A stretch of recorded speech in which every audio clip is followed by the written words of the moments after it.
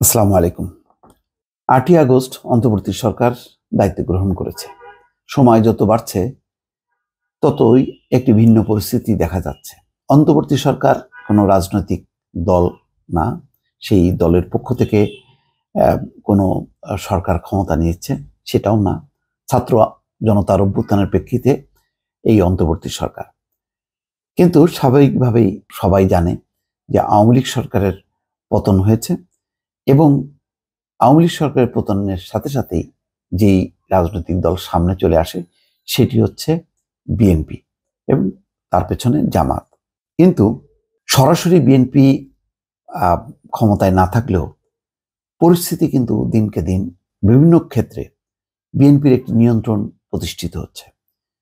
ভালো কাজে যখন নাকি নিয়ন্ত্রণ প্রতিষ্ঠা হয় সেই প্রচার খুব কমই হয়, কিন্তু খারাপ কাজগুলোতে যেই ঘটনাগুলো ঘটছে সেগুলো কিন্তু দ্রুত প্রচার পাচ্ছে।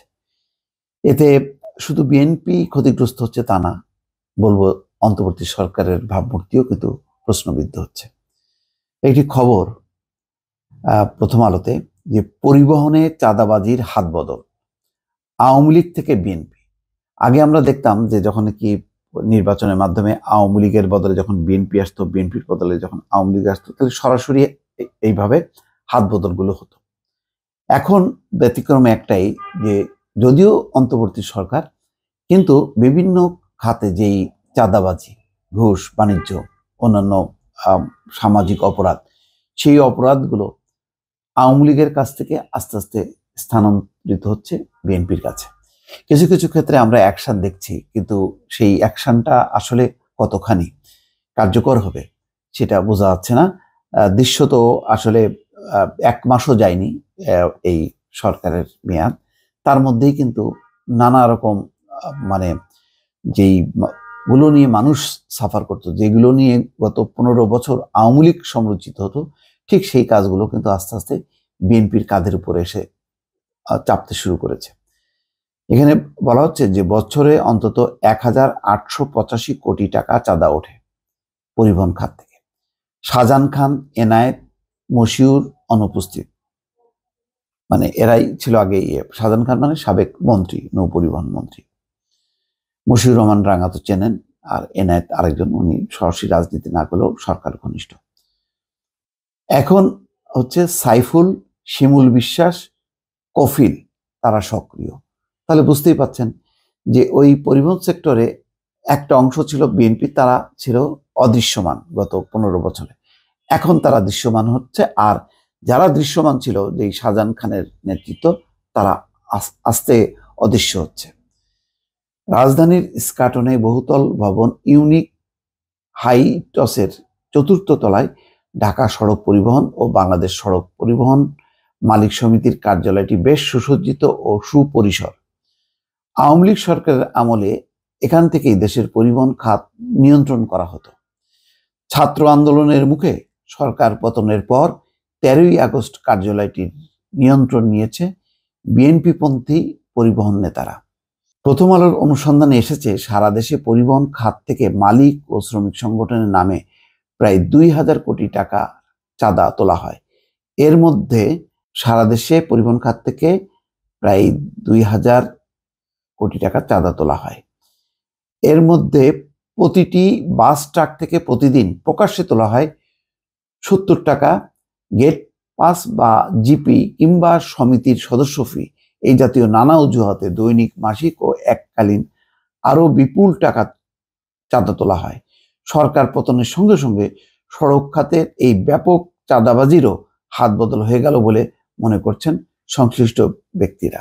সরকার পরিবর্তনের পর আওয়ামী লীগ নেতারা আত্মগোপনে পরিবহন সমিতিগুলো অফিস বিএনপি নেতাদের দখলে। সূত্র বলছে যে আওয়ামী লীগের গত ১৫.৫ বছরের শাসনামলে ঢাকা সহ দেশের মালিক সমিতির নিয়ন্ত্রণ করতেন ঢাকা মহানগর দক্ষিণ আওয়ামী লীগের সহসভাপতি খন্দকার এনায়েতুল্লাহ। তার সহযোগী ছিলেন জাতীয় পার্টির নেতা মশিউর রহমান রাঙা। সরকার পতনের আগেই দেশ ছেড়েছেন এনায়েত, আত্মগোপনে আছেন মশিউর রহমান। এই সুযোগে ১০ই আগস্ট কুমিল্লা উত্তর জেলা বিএনপির যুগ্ম আহ্বায়ক সাইফুল ইসলাম ভূঁইয়ার নেতৃত্বে বেশ কয়েকজন পরিবহন নেতা মিছিল নিয়ে এসে ইউনিক হাইটসের কার্যালয়ের তালা ভাঙেন। এরপর 13ই আগস্ট কার্যালয়টি দখলে নেন তারা। এরপর দিন সাইফুলের নেতৃত্বে 31 সদস্যের আহ্বায়ক কমিটিও ঘোষণা করা হয়। সাইফুল ইসলাম আগে 2 দফা বিএনপির শাসনামলে ঢাকা সড়ক পরিবহন মালিক সমিতির সাধারণ সম্পাদক ছিলেন।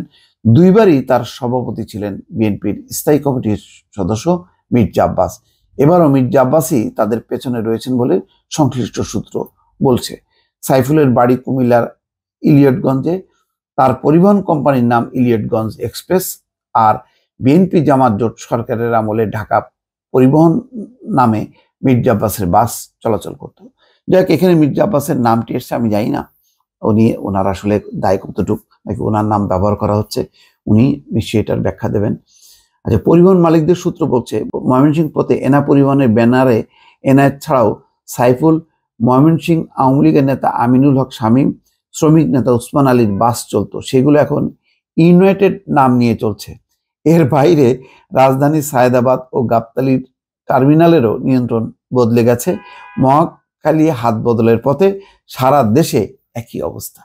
তাহলে এই অবস্থায় কি আমরা চেয়েছিলাম, নাকি একটা ভিন্ন একটি দৃশ্য দেখব যে পরিবহন খাতে কোনো চাঁদাবাজি নেই? দেখেন, ঢাকার রাজধানীতে ছাত্ররা যতদিন ট্রাফিক নিয়ন্ত্রণ করেছে, কেউ বলতে পারবে না কোনো গাড়ি চালককে, অটোরিকশা চালককে, ছাত্রদেরকে 1টি টাকাও ঘুষ দিতে হয়েছে। কিন্তু যখন ছাত্ররা সরে যাচ্ছে তখন কি হচ্ছে? সেই আগের জিনিস আগের অবস্থায়।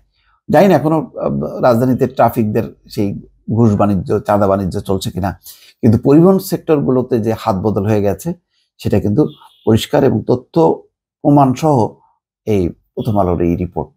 এই ব্যাপারে বিএনপির বক্তব্য কি? আমার সরল মন জানতে চায়। ভালো থাকবেন। আল্লাহ হাফেজ।